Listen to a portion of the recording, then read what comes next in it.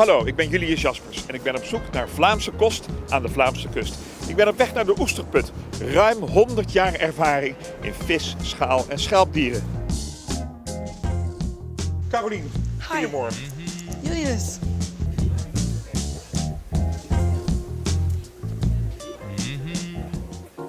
Wat een feest hier, wat een mooi restaurant. Hoe lang zitten jullie hier?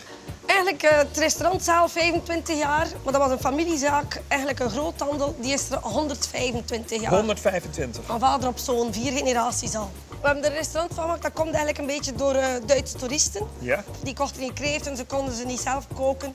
Nou zeggen ze, kun je dat hier klaarmaken voor ons? En, we willen echt die kreeft opeten. Ja. Hè. Wij hadden hier maar 1 tafeltje voor een beetje het personeel.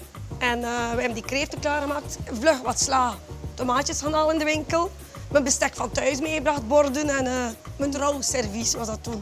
Ja, die hebben dat opgegeten, die hebben daar zo mee geboft eigenlijk. En toen ging er ook een klein belletje rinkelen, want daar zetten we nog een paar tafeltjes bij. Ja, en dat is een beetje uit de hand gelopen? Ja, toch een klein beetje. Carolien, waar zijn we hier? We zijn hier eigenlijk aan de kreeftenbassins. Er zijn er zo'n 4 op een rij en hier zwemmen de kreeftjes in. Dat is vrij uniek dit, hè?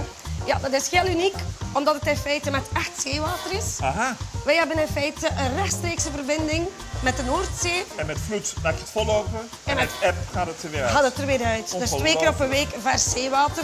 En dat voel je en proef je natuurlijk aan die Proef je in kreeften. de kreeft, natuurlijk. Ja. Geweldig. Jouw man, dus 4e generatie zit hier in de kreeften. Ja. Wat stroomt er door zijn bloed? Ik denk kreeften en oesters. Ja, hè? Die kan alleen maar van dat praten. Dus Nou, nee. jij doet ook aardig mee, hoor. Carolien, ik ben nu natuurlijk wel heel erg benieuwd naar zo'n kreeft. Dan moet je het een keer proeven. Ja, hè? Ik neem er 1. Hup, op het bord. Op het bord. Kom naar de keuken.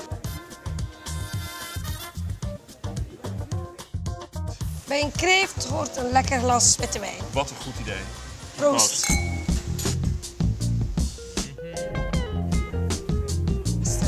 Heerlijk, dankjewel. Smakelijk, Julius. Dankjewel, het ziet er fantastisch uit.